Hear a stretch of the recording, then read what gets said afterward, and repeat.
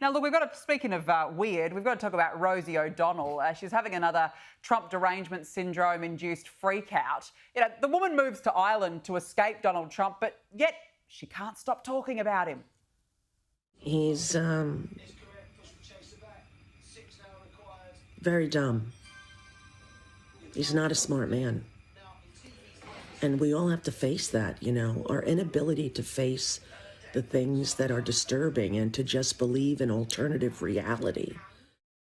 Brad, I think there's only one alternative reality, and Rosie O is living in it.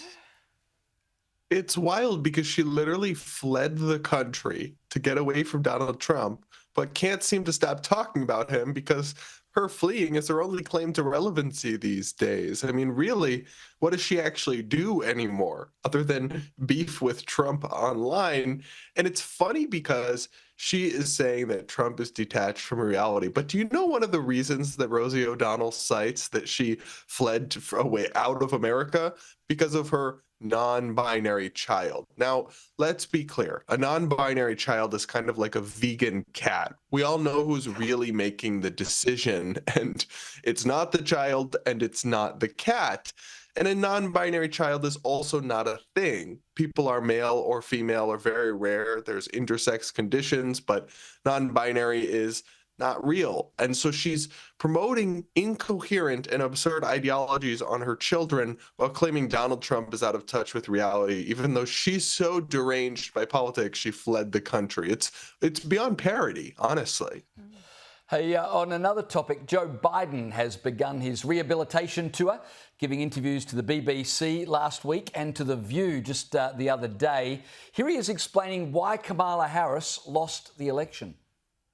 I've never seen quite as successful and a consistent campaign undercutting the notion that a woman couldn't lead the country and a woman of mixed race. Yeah. Brad, he seems to think Trump only won because they demonised Kamala Harris on the basis she was a woman and coloured. Your thoughts?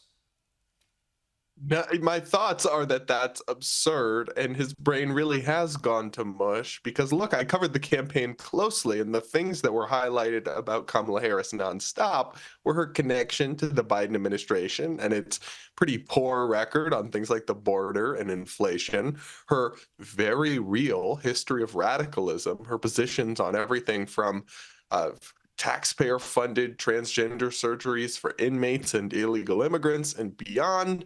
There was very little. I mean, look, it's a big country. You can always find some example of something. There was very little in the way of attacking her because she's a woman.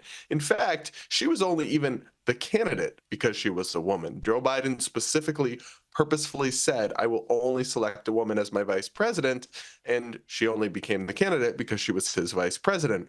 So the victim narrative and the invocation of identity politics is a lazy crutch at this point, meant to deflect away from how actually bad the Democratic Party is at basic politics these days. Yeah, and I just don't know why Joe Biden's dusted himself off suddenly and is doing some sort of, as we said, rehabilitation tour. You know, go back to your knitting. You know, off you go.